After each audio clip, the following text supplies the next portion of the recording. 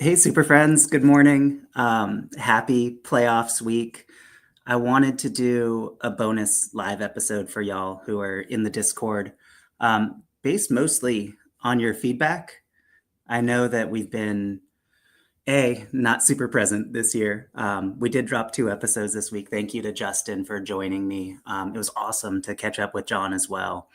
But a lot of the focus on our show has been contending focused, right? Like we've been looking at how to affect the market right now, if you have a buy or if you're in the playoffs, things like that. We went over that in the last episode, and almost to the complete exclusion of being a rebuilder. And I think I might have been a little bit wrong in dismissing the rebuilding concepts this time of year. Like, yes, it's important if you are in the playoffs to focus on that, right? Like, this is why we play. This is why we rebuild, is to eventually contend and get to week 15 or week 16, hopefully week 17, and win some money, win some championships, get some glory, right? But half of us are not in the playoffs, right? And by ignoring that, I think I'm doing a disservice to the Super Friends. I'm going to be totally honest. This is not my forte this time of year because it's not my focus. Like I'm going to try not to sound like a jerk here, but I'm in the playoffs in a lot of my leagues, right? And so I'm thinking through that lens.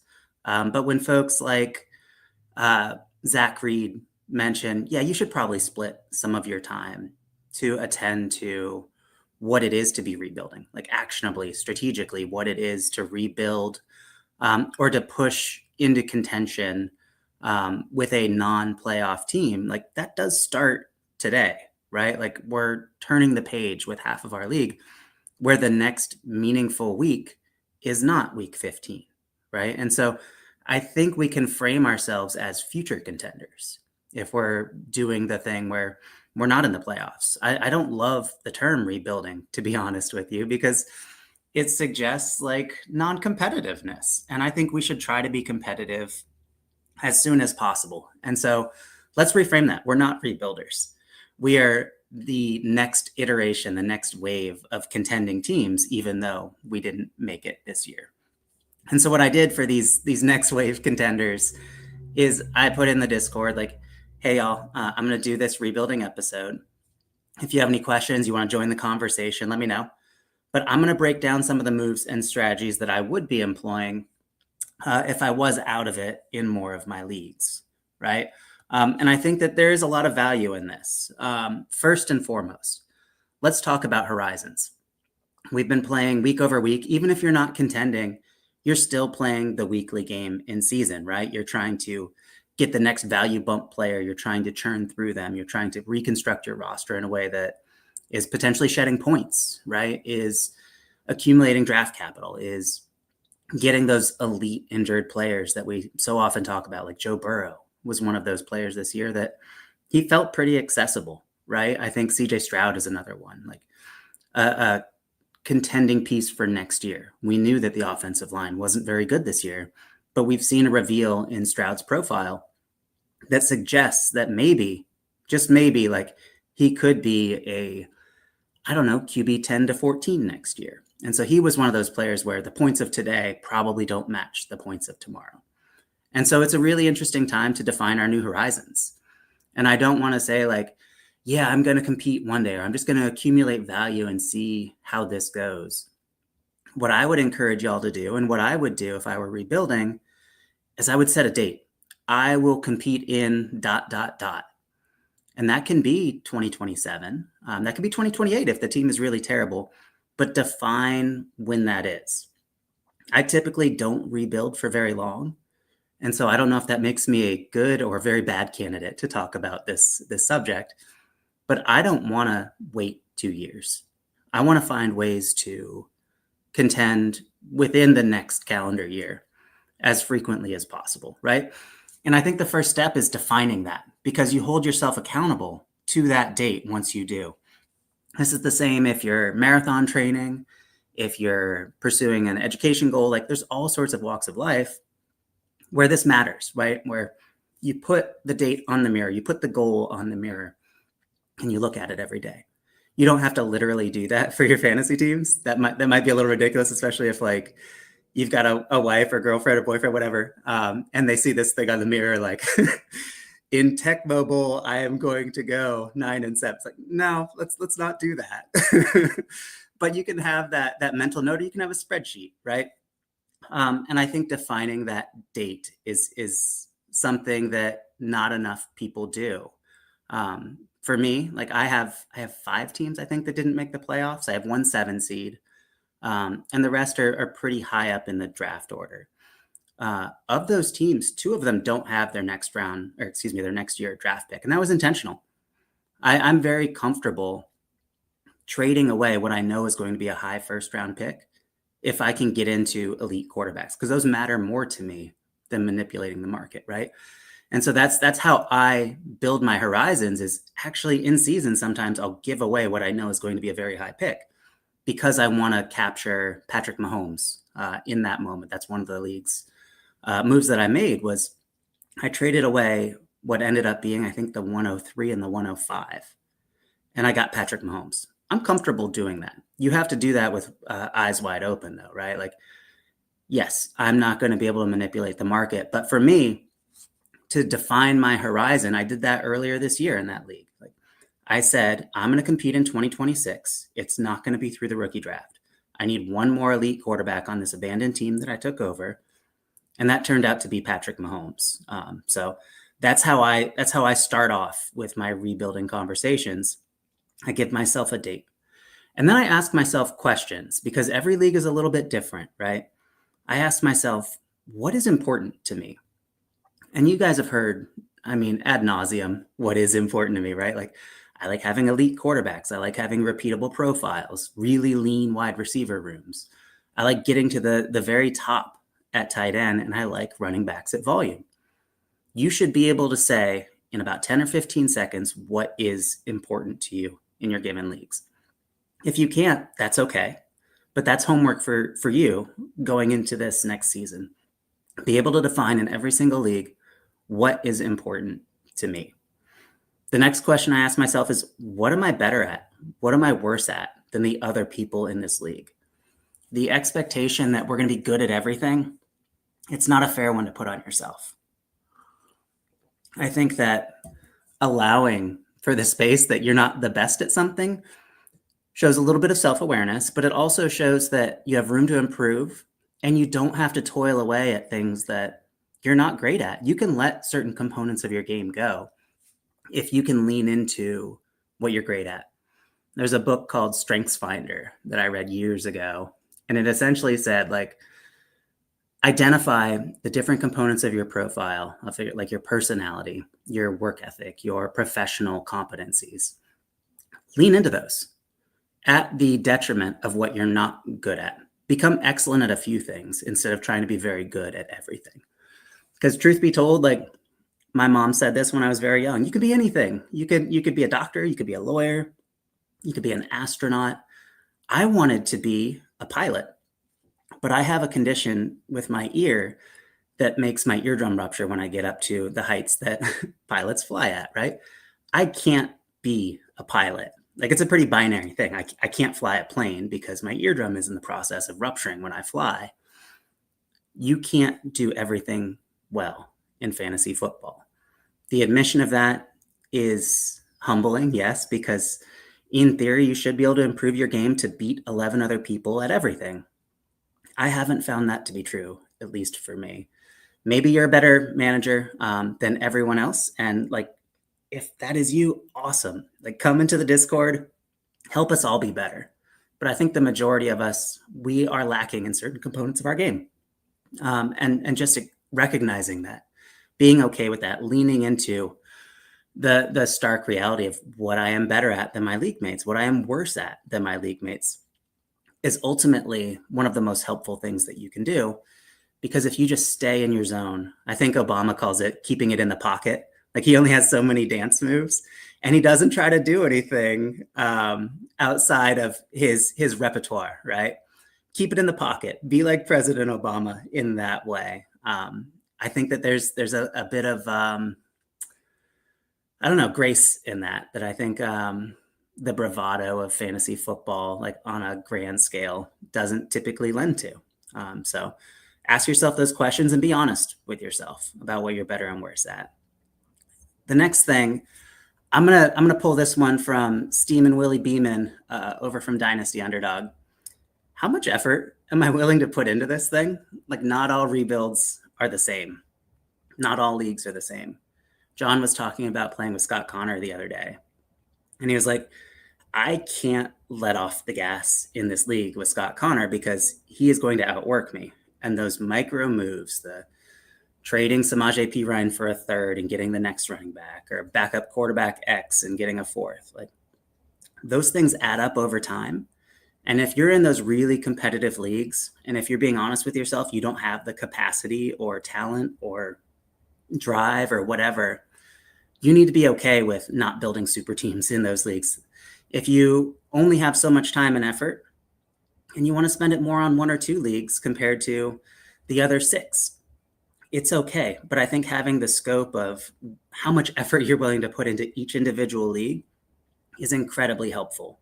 Because when you rebuild, you have to have the exit plan in place. Otherwise, you're going to get stuck, or there's a decent chance you're going to get stuck. And that's exactly what you don't want. When you're, I don't know, getting the 103, and you do that 2 or 3 years in a row, and you can't seem to dig yourself out of that hole, sometimes it's bad luck, right? Sometimes you have the right processes in place, you're picking the right profiles, and they either don't shake out or they get hurt or someone else gets lucky. Like, that happens a lot in fantasy football. But sometimes it's just the fact that you're putting in this effort, right? And it starts to wane in an individual league because you're not getting any traction. I've had that happen to me before where it's like, I am not paying enough attention to this league. And I could dig myself out, but I'm not. I think looking into that and saying, like, why is that? Is it the platform? Is it the people? Is it me? Is it the fact that I'm in too many leagues?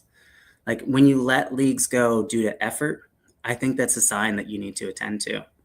And the other thing is, if you're noticing that other people are maybe starting to lag, that's a good opportunity for you to pay more attention to that league, right? Like, can you get those microtransactions done when other people aren't?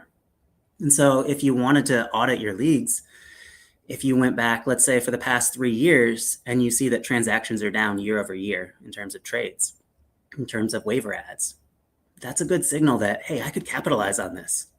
As a rebuilder, I could potentially microtransact my way out of this because it's a signal that, somebody else isn't doing that. Maybe other people are apathetic. Maybe they're contending and these moves don't make sense because they have more depth. But like, there's something probably available to you if you see that year over year transactions are down. And so if you do have that effort, if you do have that ability to commit more time, I think I would start to target, yes, those less active leagues, because that's an opportunity for you to send a jolt through the market that currently doesn't exist. And I really like having that opportunity to change markets in fundamental ways. The other thing, what is my momentum? I'm going to go to the Discord here because somebody was asking a question. Let me see if I can pull this up.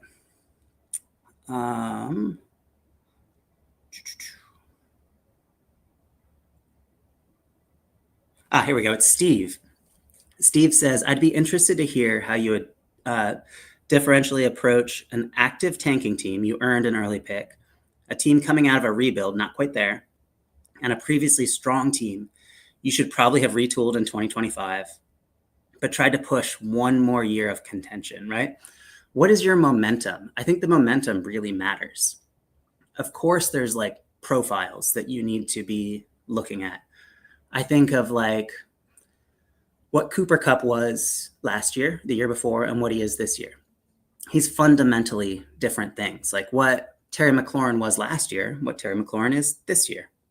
There's this cliff, there's this edge of, especially at wide receiver, I've noticed lately, players that were once elite getting around 29, 30, 31, and them falling off. The very elite ones, Cooper Kupp notwithstanding, like Devontae Adams, let's say, who's hitting this crazy touchdown variance. He's running really hot on touchdowns. It's intentional.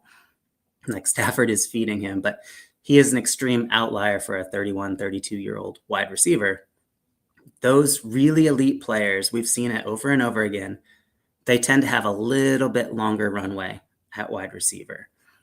That gives me a little bit of hope for players like Terry McLaurin, who, yeah, he had the injury bug this year. Everything kind of fell apart. That roster is old as well over in Washington, Washington Commanders, that is. And so when you look at it, there needs to be a youth infusion, right? Like there needs to be some kind of a churn at not just the bottom, but the middle of their roster as well. And so I could see a profile like Terry McLaurin, who's very, very enticing. I don't think he's actually lost a step, and he has a few steps to lose as well. I don't see the attrition happening there the way that it has for some of these other 29, 30, 31, 32-year-old wide receivers. And so part of it is saying, like, which wide receivers, which running backs, which tight ends do I think are going to fade, right? To build your projected momentum. And then to supplement, like find a new home in the tiers for these players and work around them. A lot of times when you're rebuilding, the narrative or the impulse is, I need to be 22 years old everywhere. It's not that way throughout the entirety of your roster. I think you're missing out at least on a significant portion of what kicks you out of a rebuild and into contention if you're only willing to do that. This isn't like the Hollywood star where once a player gets to be 29, like you kick him to the curb and you date someone who's 22 again. Like, no, let's actually open up the asset cast a little bit further, because I think that there are players like Terry McLaurin who can be had for, I don't know, maybe a second round pick right now in some leagues. If you can add him right now and say, this is my wide receiver 3, my expectations aren't top 6. Like, yes, he has done the elite thing before, but that's not where I'm going to put him in my momentum trajectory, like where I'm anticipating he is going to be. And so if you start to reframe those expectations today, you can build out the plan for tomorrow, which we're going to get into in a little bit. If you're a rebuilder who has a truly terrible team, let's say you earned the 101 or the 102, right? Well, that's a different story. That becomes a points per game story, in my opinion. What you need to do is look at how many points you scored. Look at how many points the 4th through 6th ranked teams in your league did this year. That's your barometer. Look at the delta between those two. Let's say that the 5th place team scored 150 points, just for example's sake, and you scored 115. Well, I need to make up 35 points per game. And it becomes a math problem for me. I look at, okay, what positions are performing to what levels in a points per game basis? And how do I build out that 35 points? And you look through your roster and you say, okay, my running backs were really weak. Like I didn't roster very many. Okay, I'm going to lengthen my running back room by 10 roster spots, right? This is how I'm going to capture my RB2 spot. I'm going to put 10 roster spots to the RB2, and I'm going to get 13 points per game instead of 6, right? All right, so I just made up 7 points per game. All right, I'm going to consolidate at quarterback, right? Instead of having 4 QB2s, I'm going to trade 2 of them and get Dak Prescott. All right, so I've made up 5 points per game. That's how I do it. I make it into a math problem, and I build holes. I consolidate into creating holes because I really like having those gaps in my roster, because those are things that you can meaningfully attend to as the season progresses. And so if you're a rebuilding team who scored 115 and you need to score 150, you don't have to get all the way there right off the bat. You don't have to come into August with a roster where your anticipation is 150 points per game. You can start out at 135, right?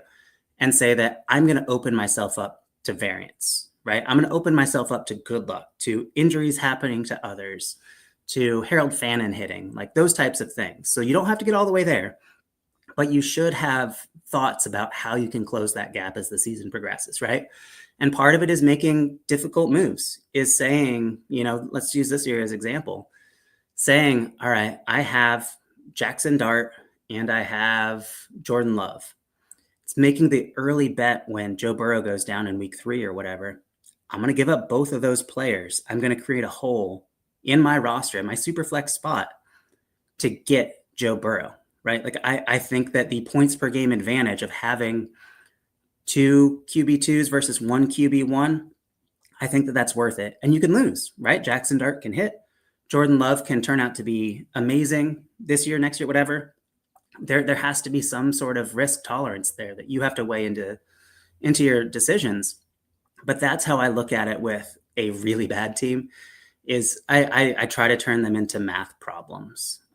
So I hope that helped there. I think that this is a really good subject for me and John and you, the Super Friends, to go through in the non-point scoring season, because we can break it down much more granularly, especially with the different perspectives that you guys have and the various circumstances that you're going through. So maybe we should do like a really early rebuilding in January type episode, like things that we can get done in January, today, in theory, to set the table more effectively for August, September, November, December, right?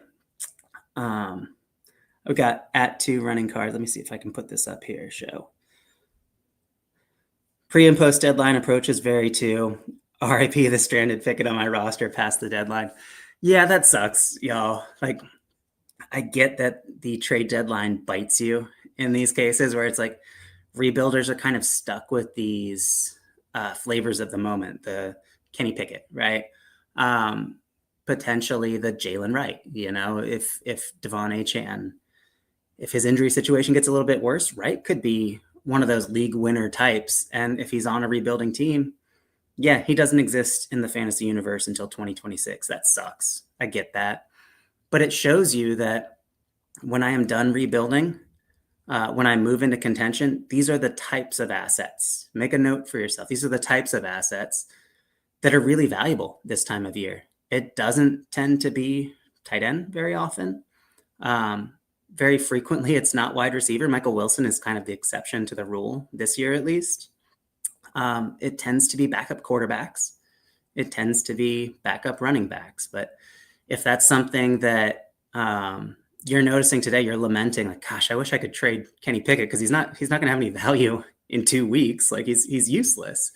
Well, what is Kenny Pickett? Kenny Pickett is a first-round quarterback, right, who has had multiple stops in his career. All right, what other first-round quarterbacks are out there that I could get that have had multiple stops? I think Mitch Trubisky is the perfect example, right? He's sort of like the long in the tooth version. Same with Marcus Mariota. It's a way that we can get into folks like Daniel Jones, Baker Mayfield, Sam Darnold, right? So just because these first-round quarterbacks are flaming out, it doesn't mean that we should ignore them. I think we should probably attend to them and get them on our rosters if we have that space after the first waiver run goes through, after we get as many of those rookies that were, falling through the rookie draft. Let's get them. And then if we have space, let's consider these backup quarterbacks, because Kenny Pickett is the perfect example of, gosh, he sure would be useful if you're dropping quarterbacks right now, right? If you're having struggling situations at your quarterback position, if you have someone like a Justin Herbert, it's like, is this guy going to finish the year? Like, his offensive line is horrible. He's got a broken hand. He just had surgery on. He has a tough schedule. Patrick Mahomes has a really tough schedule. Like, building in these backup quarterbacks right now, it gives you flexibility in ways that maybe we wouldn't have anticipated a month ago, All right. Good point, though. 2 running cards. Let's get back to some of this other stuff. So we talked about, what is my momentum? Where do I want or need answers? And where do I value and thrive on ambiguity? I think this is a really interesting question if you're a rebuilder or a contender once we hit the non-point scoring season. Where do you want certainty on your roster? Where do you want to know where your starting options are coming from? And where are you willing to give up that certainty? Most of us don't have lineups where going into week 1 through week 17, we have certainty throughout the season, right? Like, you either have incredible depth, a super team, or got really, really lucky, if that's the case, right? I would argue you probably construct it the wrong way as well. That much certainty means that you're leaving variance up to others. And variance is a bad thing, right? Like we talked about Joe Burrow a lot already. That was negative variance. Like it sucked. The first 2 weeks, he scored 9 points, I think, in a 4-point passing touchdown league. That's horrible. And then he got hurt and he didn't exist forever. Well, that's bad variance. But like you need to open yourself up to positive variance as well, I think. And so I like ambiguity. I think ambiguity is something that calculators tend to not capture, that roster constructions tend to not capture, that a lot of shows, including ours sometimes, puts a blind eye to. Embrace the concept of upside and variance and uncertainty and intentionally build it into your rosters. Where does that exist for me? Traditionally, wide receiver 3, it exists. When I'm taking over an abandoned team, traditionally tight end, it exists. Tight end is often the second position that I address when I'm rebuilding. I start at quarterback for a couple of reasons. One, if you're in a potential points league and you have, let's just like be extreme for a second. You got 5 elite quarterbacks and nothing else on your roster in a potential points league. Those potential points are hidden, right? You're very likely to get the 101 in that case, and you have repeatable value, right? So there's a rebuilding case to be stated there. And once you start to build around that room, I like using tight end as the second option, only at the very elite, right? So can I chase George Kittle? Can I chase Harold Fannin, I believe, Trey McBride, Brock Bowers? I think those are really interesting ones. Ty Warren is another really interesting choice. A lot of folks are really in on Aronda Gadsden. Like chase the highest upside and get lean there. I think one player that's almost been forgotten at the tight end position. I'm forgetting his name now. The tight end for the Detroit Lions. This is how bad it gets. Former tight end 1 finisher overall, Sam Laporta, right? Like there are opportunities to chase upside at tight end as long as you're really, really targeted with that upside. Don't chase it at volume is my recommendation when you're rebuilding, because you need to A, be right to make it matter. And B, there are so few that we get right that it's probably not a good bet to do multiples when you're rebuilding, because you don't have a lot of value to throw around. But that's what I do. I start at quarterback, I move to tight end, and I keep the ambiguity at wide receiver. I keep the ambiguity at running back. And then when it's time, what I tend to do is I tend to throw a lot of draft capital at wide receiver. And this sounds counterintuitive to what I've talked about for years, but I really want to get like 1, 2, 3 guys that really matter at wide receiver once I've addressed quarterback. And then I've got my 1 upside tight end that I believe could finish as the tight end 1 overall. And once you do that, you get Amon-Ra St. Brown, let's say, who's lagged a little bit. You get Malik Nabers, who is wide receiver 9 in Fantasy Pros ECR right now. You get Brian Thomas Jr. because he's starting to sync up with Trevor Lawrence, who's learned the Liam Cohen offense. Like that's gone undersaid, is it takes a little bit of time to learn an offense, especially one like this. It took Baker Mayfield a little bit of time. And once he did, he was thriving, right? Trevor Lawrence is integrated into this offense. He owns the offense now. Brian Thomas Jr. seems to be getting healthier. Like that's a really good upside bet. So I'll spend draft capital at those types of profiles. Marvin Harrison Jr. is another one that I'd really like to get into. Tet McMillan is one that I love. And I try to be as elite as possible there, keeping the ambiguity at running back. And so I like to push ambiguity around as I'm rebuilding. And then once I get into contention, then it's a matter of, okay, my wide receiver 3 can be ambiguous because I have Bijan Robinson, I have Jahmyr Gibbs, I have Trey McBride, I have Josh Allen, the list goes on. And so I want to design in ambiguity. Even when I have a great team, I want to create holes for myself. I think what that does is it keeps you active on the waiver wire as much as possible. I'm in a 28-man roster league, and there's still access to those types of 1-week bets. Olamide Zaccheaus. I got Michael Wilson in that league. Like these players are out there. It keeps you moving through those suboptimal bets. And if you can optimize them, it further compounds the benefit of having elite players at the other positions, right? So I like having ambiguity. I think ambiguity is not only not a bad thing, I think it's a very good thing. I think it's valuable. I think it creates better dynasty managers. And I think it's something that we try to incorporate into some of our processes when we're talking about how to build a team in season and in the non-point scoring season. But we still could talk about it more. I think that there's a lot of really interesting concepts around ambiguity that are still left untouched. Let's move forward, though. So after you ask yourself these questions, I think it's really important to have measurable targets. Like, let's talk about process improvement for a second. I know it's like a kind of a tedious thing.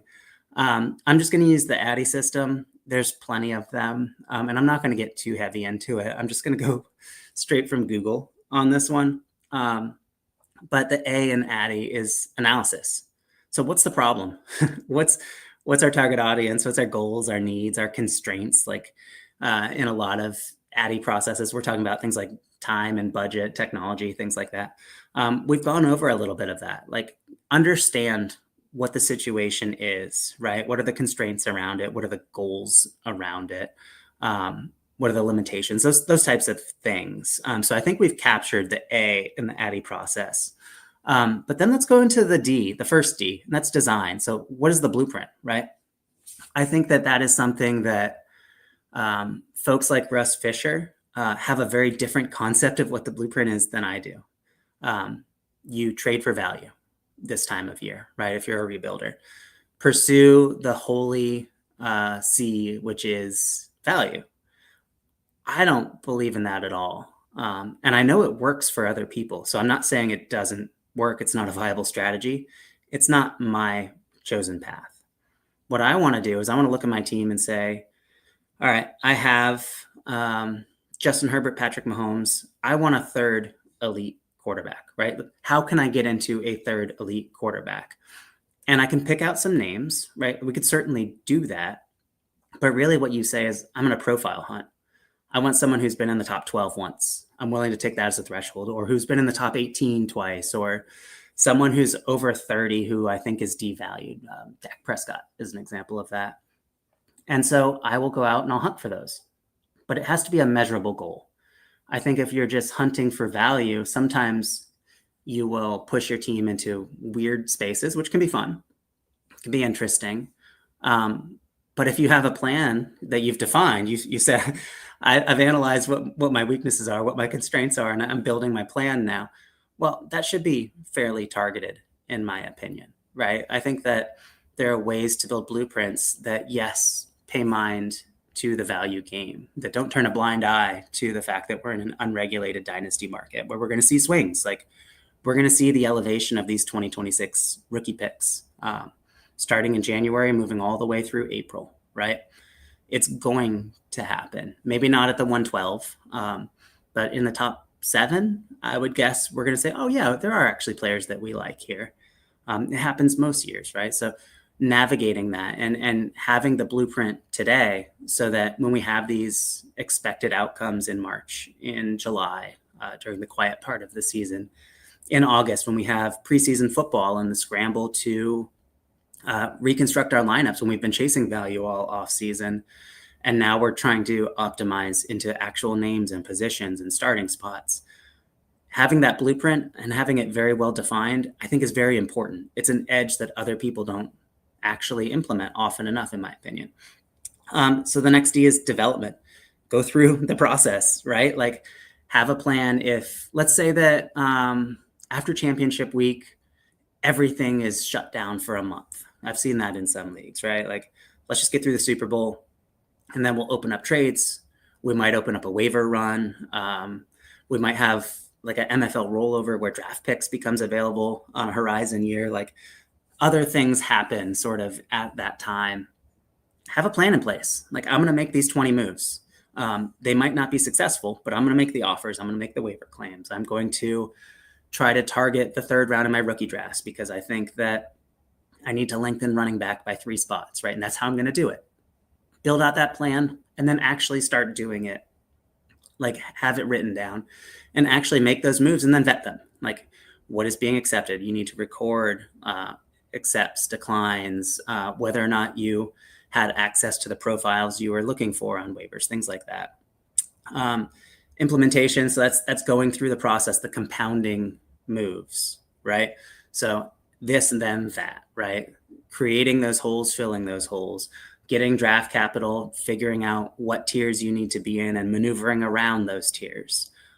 Going through the plan in a dynamic way that actually incorporates these defined goals, and not just the first wave of we're going to do this, but then what? I think having some extra layers to your off-season strategy is really important when you're rebuilding, because you have to make more moves. Let's be honest. You have more work to do than someone who got a bye this year. Very likely, right?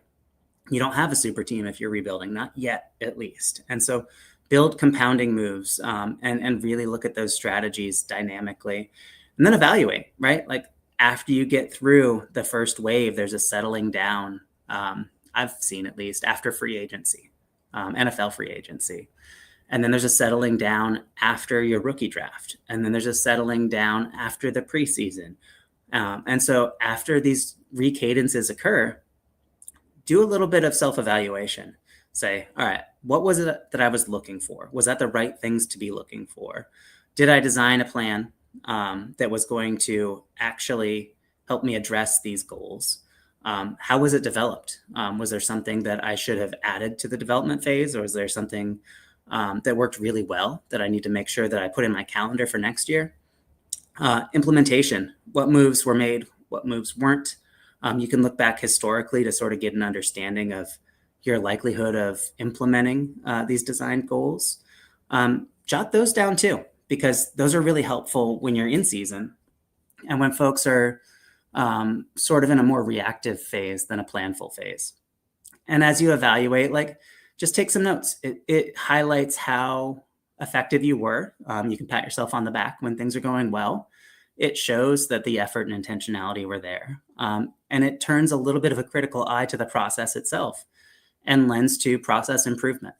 So that's just a very general ADDIE system that you can do if you're rebuilding or if you're contending as well. Let's see, let's move forward.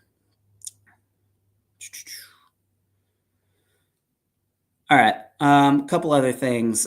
These are just kind of random notes that I had. I didn't do a lot of prep for this episode. We all have flaws and problems on our teams. Don't confuse that with ambiguity. Ambiguity is a wider range of outcomes. That's not necessarily a problem. And so I think that that's an important distinction. I have problems on some of my teams, right? Like, I have a team that's in the playoffs where I'm starting Michael Wilson, Olamide Zaccheaus, and Yoshi Voss, right? Like, all I had is Rome Odunze and Drake London on that team. This is only a half PPR league, right? But I have to start 3 wide receivers. That's not really ambiguous. That's kind of a problem, right? Like, it's a problem due to poor injury luck. I'll admit that. Like, Rome Odunze and Drake London going down, that's a problem. But it's one that I designed into this roster build, right?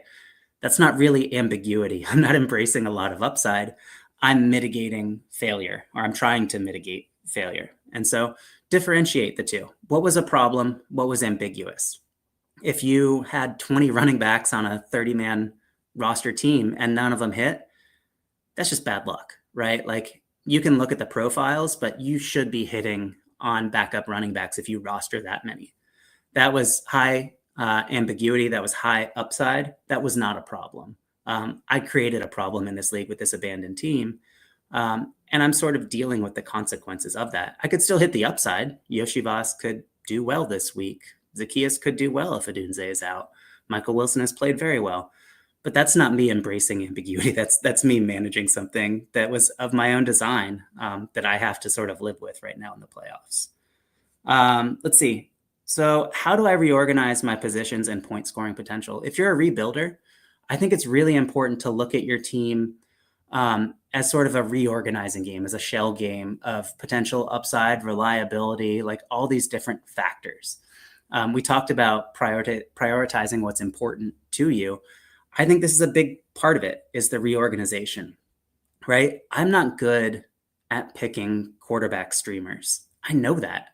that's part of the reason why I wanted elite quarterbacks and why I started layering them on top of each other. That's why I use the Fantasy Pros expert consensus rankings start sit tool. And so I want to have as much certainty there. I want to reorganize my positional value to have point scoring value at quarterback. And so I'll feed into that if I'm not at 3 or 4 quarterbacks that I think really highly of. And so I'm going to constantly be making those offers this non-point scoring season to reorganize my positions. Same with wide receiver. I'm not good at picking wide receivers. I try to, but I try to pick from the very bottom or the very top. And so that means I need to reorganize away from the middle. I know that's not a strength of mine, right? And so I want to push value in ways that make sense to my personal strengths and weaknesses. So play that shell game this non-point scoring season if you're a rebuilder, and really think critically about what it is you're good at and you want to be good at, and let your build support that. If it doesn't, I think there are a lot of opportunities to reorganize your team through those different dynamics. Let's talk about inefficiencies, because I think that there are inefficiencies on multi-tiered levels, and this is just a few of them. But like the fantasy space at large is inefficient. I think we can recognize that pretty fully. It's about 35% inefficient year over year at identifying who is going to be good and who is going to be bad.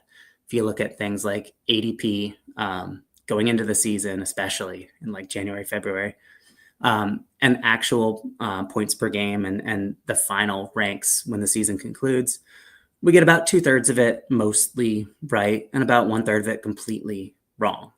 So there's that inefficiency of the market, like at large. There's inefficiencies of your league, right? So there's only 11 other managers a lot of times and yourself. Who is good at what? Who is bad at what? You've already honed in on yourself, but like look at the league dynamic as a whole. What are the individual contributors lending to a whole? And how can you look at those things on a granular level, manager by manager, and then a league as a whole? Like what is being left to you because of the collective biases and competencies and incompetencies of other managers? I was stunned this year when I was looking at tight end in my leagues, and there's so much more accessibility to streaming tight end than apparently y'all's. I think it was Jay that put me onto this, where yeah, I can stream tight end way more effectively than you guys can because of the way that I construct my teams seems to affect at least enough other managers to push away from tight end and to push into other positions. And so that means I should probably be pursuing this opportunity to stream tight end more. Maybe I should consider not being elite at tight end. That could be a partial contributing factor, is the fact that like I have a lot of Brock Bowers. I have a lot of Trey McBride. And so other people maybe see that and they're like, yeah, he has elite quarterbacks. He has an elite tight end. I need to deprioritize tight end so that I can get backup running backs, or so that I can be really strong at wide receiver or running back. And so I think that there's moves and counter moves, but it lends not just on like an individual manager bias level, but like there's a league dynamic at play that should be looked at beyond, the general KTC market. Like we should probably be honing in on the individual and collective dynamics of the league inefficiencies. And then there's changing NFL dynamics, right?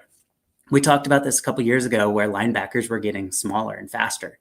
Okay, running backs should theoretically be doing better. Zach Reed, again, shout out to him.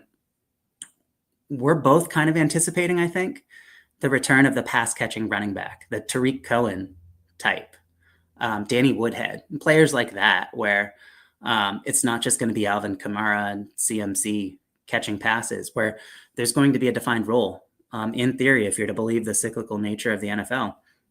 Okay, that's a market inefficiency right now because it's not currently being captured because it doesn't currently exist.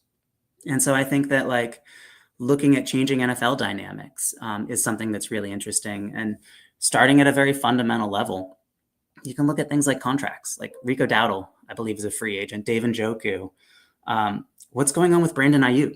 He's not likely to be back. Kyler Murray, like, what does that mean for Jacoby Brissett? What does that mean for Marvin Harrison Jr.? What does that mean for a quarterback needy team, right? I think that We can try to sharpshoot this a little bit on a meta and granular level, looking at changing NFL dynamics, whether that's contracts, whether that's trying to predict the next wave of the chess match between offensive and defensive schemes. A lot of times we can get some of that signal in the playoffs. You see teams that are doing things really, really well, right? Outside zone runs are actually pretty successful right now.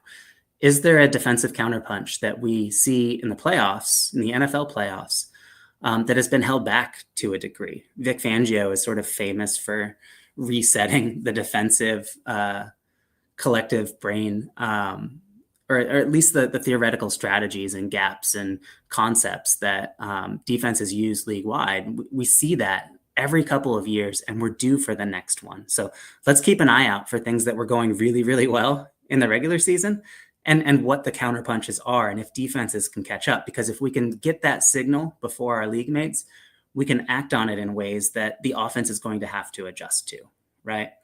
Let's see, what else do we have? Just a couple other things. Oh, other things too. So who is leaving and what roles are being created? I have 2 tight ends that have really interesting production profiles and the underlying metrics that I think maybe we need to keep an eye on. That's Noah Fant and Zach Ertz. So that's the Cincinnati Bengals tight end and the Washington Commanders tight end. If we get a good tight end, no shade to either player, but if we get a really good tight end in those circumstances, there could be unfair upside beyond the talent of the individual players in those roles. And so I think it's partially about vetting those out as well, right? Like, who has really good environments if they fit in that space, right? So there's 2 that I identified there, and we're going to get into a lot more in the non-point scoring season. A couple of other philosophies that I think are really helpful for rebuilders. I'm just going to go through a few of them here. Learn to chase pedigree. We talked about like Mitch Trubisky's and things like that, but identify what is successful year over year. And if you have any questions, I think we've gone over this quite a bit, but if you have any questions about pedigree, what that means, we can go over it. But just real briefly, that's like a top 5 NFL quarterback, players with multiple hits on their resume. Kyler Murray, looking at you. Running backs drafted in the first 4 rounds of the NFL draft have exponentially higher odds of being in the top 24 of fantasy than a 5th round running back. So Jaden Blue, I believe, was drafted in the 5th round. We should probably be more in on Trevor Etienne than Jaden Blue if we're to just play the odds alone, right? At wide receiver, never, ever, ever roster anyone who is drafted beyond the 2nd round unless they've already proved it. And very often they're exceptions to the rule. Like Michael Wilson is an exception to the rule right now. Puka Nacua is an all-time exception to the rule. Don't chase that. If a NFL wide receiver was drafted in the 2nd round or earlier, they're in consideration. But if they aren't and they haven't proven anything, they're really, really bad odds bets. And at tight end, athleticism is king. And this is something that I want to reinforce because we talked about this a few months ago. Chase the yards per route run of the inline routes for these tight ends. So when a tight end is tight to the formation and they have high yards per route run, that's somebody that we want to chase. And there's circumstances that like show that these are players that have really, really high potential upside. I've pulled some up. Let me get to fantasy points here. Because I think it's important. The best player in the NFL and inline yards per route run is Ty Warren. He's somebody that I think could finish as the tight end 1 overall at some point in his career. Number 2 is Tucker Kraft. Number 3 is Colby Parkinson, which I think is really interesting. LA Rams tight end. Not only because him, but because a few spots further down, there's Davis Allen as well. He's top 12 in yards per route run, tight to the formation.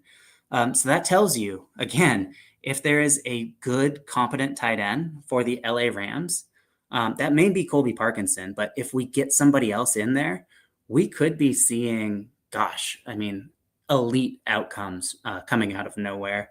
Number 4 is Aronda Gadsden at 2.65 yards per route run. Sam Laporta right behind him. Harold Fannin, Noah Fant. See the theme here? Darnell Washington, George Kittle, Zach Ertz, Kyle Pitts. So all really interesting names, profiles, situations. I think we should be sharpshooting that. It's one of those hidden edges that I don't think anyone is really talking about, or I haven't heard anyone talking about. Oh, we got Zach in the chat. Hey, Zach, how's it going, man? Sorry, I've been blathering on with my notes. Let me put some of your stuff up here. Zach says, man, I think you're right. Recognizing the seasons that take place year over year in Dynasty is so valuable. They're predictable points where things happen.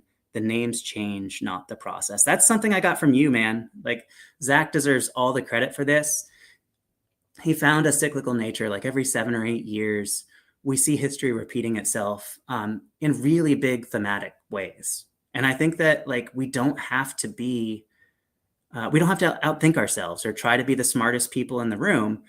It's really about honoring history and honoring the cyclical trends that we see in our lives, in, a lot of like American and world history, but of course in fantasy football, right? What is old is new. There is very frequently not something new that is created. Like original thought doesn't exist in a lot of ways. It's reimaginations or market dynamics or social dynamics or environmental dynamics at play that sort of bear out these cyclical concepts. And we should probably be honoring that a little bit more. Zach continues, micro level, macro level, and even cycles that happen over the course of 6 to 10 years. There are so many repeating patterns that happen if you take the time to recognize them and parse how to attack. Couldn't agree more, man. We should get Zach back on soon so that he can tell the story in much better than I can. I'm borrowing from Zach in this case and applying it to my own strategies. And I think that is something that has really helped me become a better fantasy player, dynasty manager, is the fact that the Super Friends include y'all, which are like incredibly thoughtful, strategic, intelligent folks. And then we bring in some other folks into the tent as well, who are dynasty analysts themselves and have a lot more experience and wisdom to lend than I ever would. Let's see if there's anything in the Discord before I get out of here. I think I got most of it. Let's see here. I think I might have 1 or 2 more before I get out of here. All right. How do you split Josh Allen is one of these questions from Firm Handshake. Firm Handshake has a team with Josh Allen, Penix, some backup quarterbacks, a bunch of like really good backup running backs, and then Javonte Williams is a hero.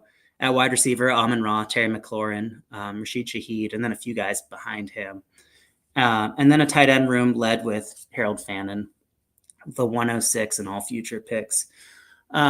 With these types of teams, I think this is a good team first, Firm Handshake.